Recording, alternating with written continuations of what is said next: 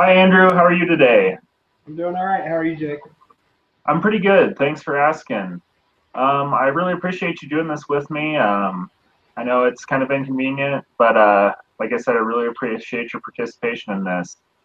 I just want to let you know before we start that anything that you say to me is in confidentiality outside of, if you tell me that you killed somebody, I kind of have to let the authorities know about that. Outside of that, pretty much everything is confidential in between you and I. I will have you sign a confidentiality waiver after this, and that just pretty much is your understanding of that. I have to report, crimes of that nature or abuse or anything like that. Is that okay with you? Yep, sounds good. All right, I appreciate that. So I just want to start off, could you tell me a little bit about yourself? Well, I'm 26 years old, almost 27. Live in Louisville, Kentucky. I'm from Bloomington, Indiana originally. I work as a therapist, working with kids in foster care. Um, and yeah, that's what's Okay. up. So when did you decide to leave Bloomington? Well, I think that was kind of a last minute decision. I was finishing up high school, and my mom said, you've got to apply for somewhere, and I said, well, I'm just going to go to Ivy Tech, the community college there, for a year and work and that sort of thing. And she said, well, you got to apply somewhere, and I applied to the first place that sent me something in the mail, and got accepted to Hanover College, and all the student debt that came with that. So I went to Hanover then for 4 years. And, yeah. Very nice. No, I completely understand about student debt. That's a real good time. So what happened after Hanover? You said you're from Louisville, so what led you down there? Well, I was looking at graduate programs and decided on several different places, kind of just threw caution to the wind and applied to Portland State University and Salem State University and Ann Arbor State University, and then also applied to University of Louisville for all of those for a master's program in social work. Um, U of L was the one program that also had a specialization in marriage and family therapy to go along with their social work program. So as far as the program standpoint, it was my preference. Um, it was kind of my number one pick as far as the program itself went. Otherwise, I would have enjoyed living in any of those other places. That's why I put them on my radar. Okay, very nice. So what drew you to social work? Well, that's I think that anybody in this field has some sort of calling for this work and that sort of thing. Really, a lot of what drew me to it was being the middle child.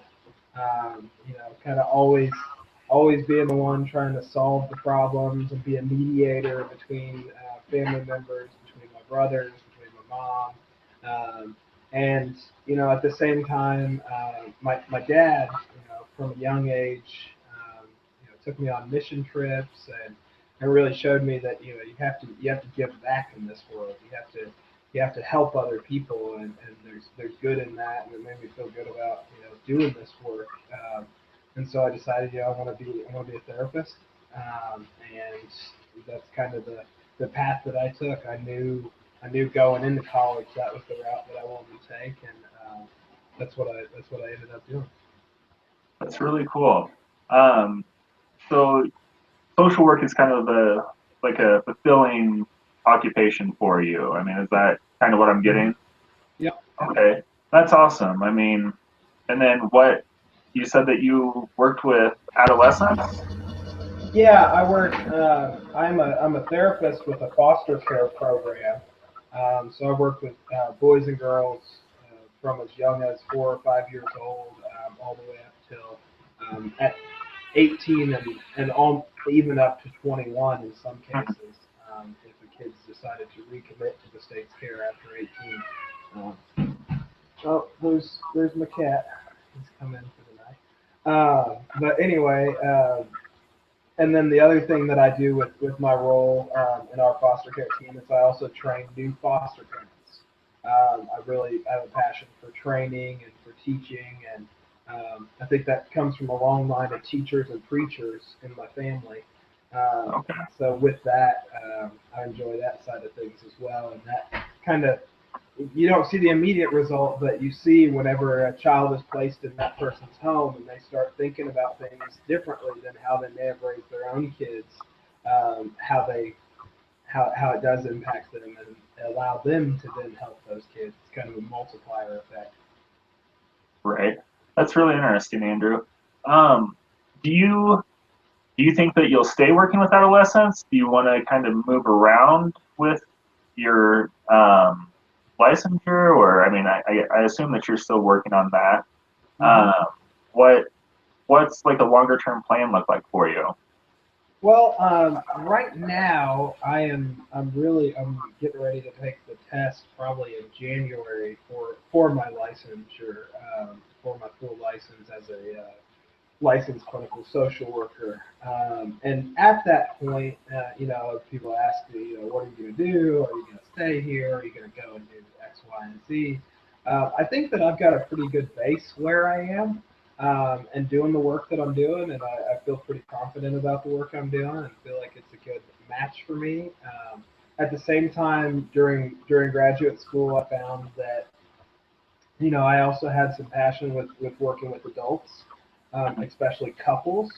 So I'm hoping to, somehow maintain what I'm doing now, but also integrate working with couples into, maybe it's one day a week I work at a clinic somewhere or something like that, just as a part time, just to kind of gain more experience with that population, rather than just working with kids all the time. Right.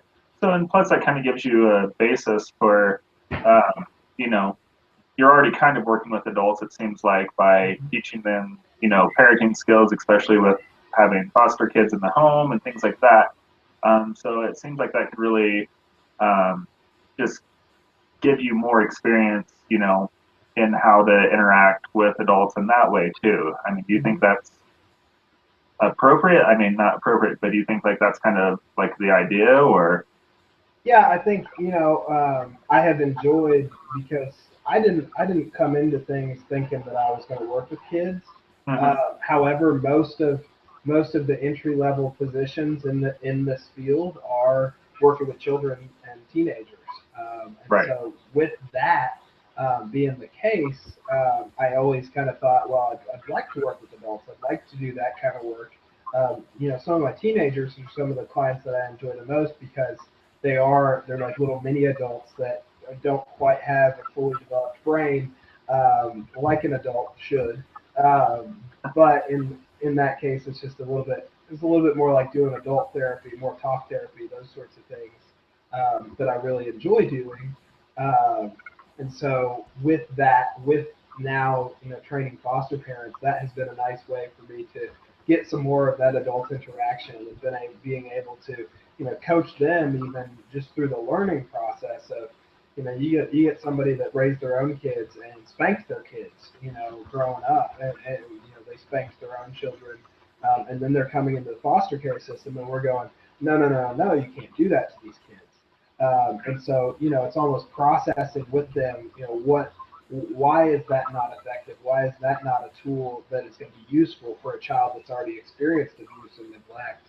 Why is that not going to be effective with them in the long term as far as growth goes? So it has been kind of a nice, um, refreshing thing to be working with our parents more.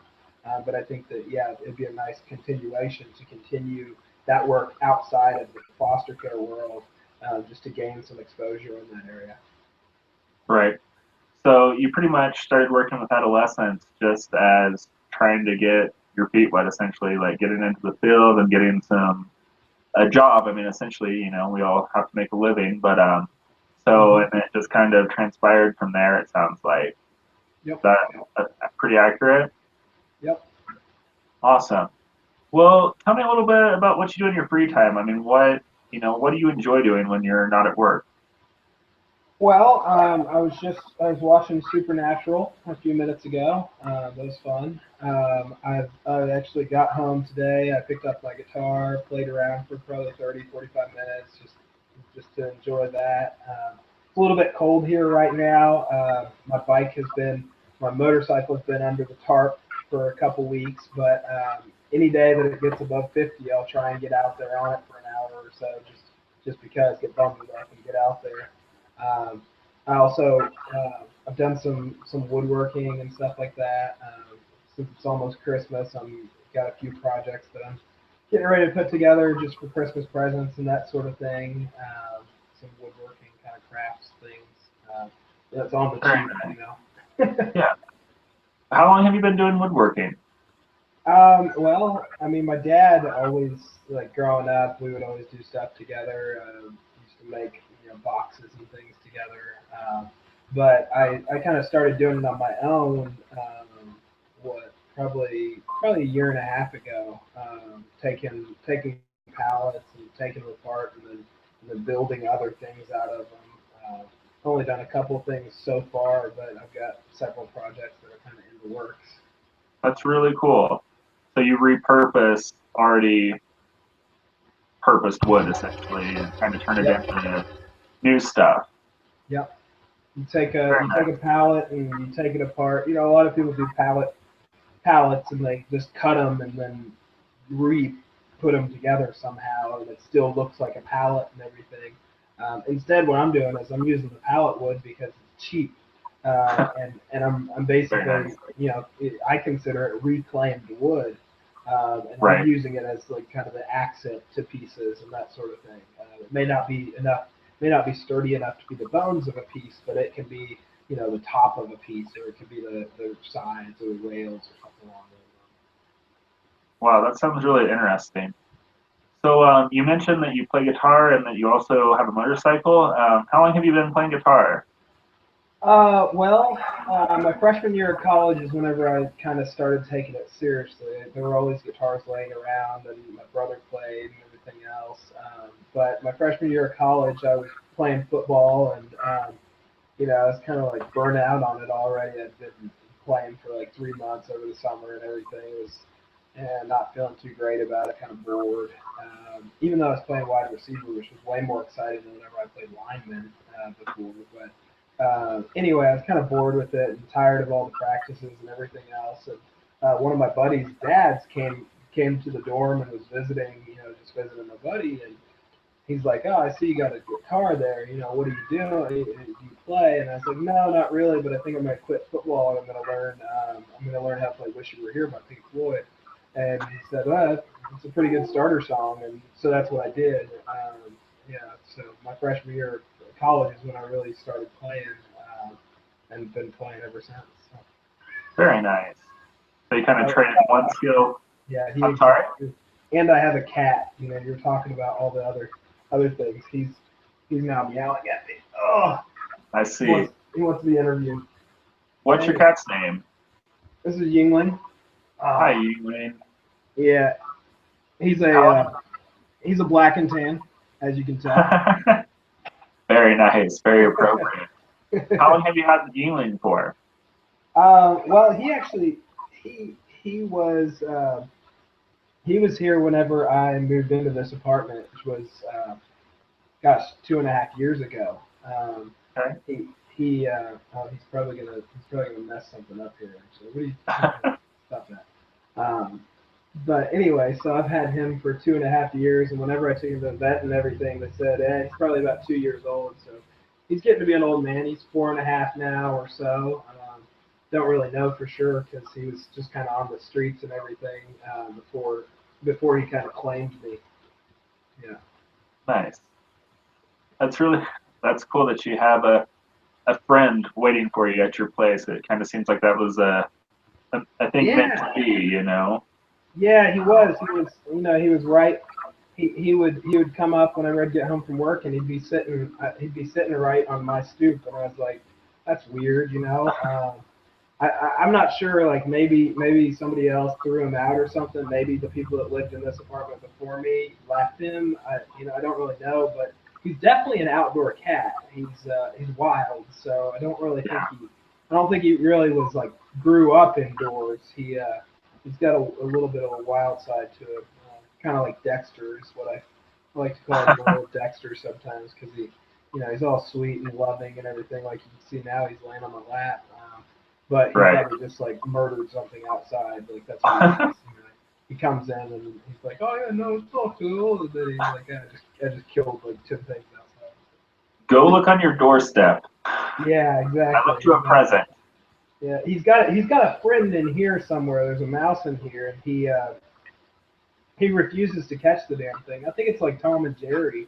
I think he's just like, whatever, it's okay. That's my buddy. Like we chase each other whenever you're not here, and he drops anvils on my head and everything else. So, but he won't catch it. Like he just won't do it. I don't know what it's about. He has caught mice inside before, but he won't do it. He right now he's on the I'm going to catch them outside and make them pay for being in my domain. Well, I mean, what do you do if you lose your arch nemesis? I mean, that's Exactly. just Then, he, sustainability right there. What a smart cat.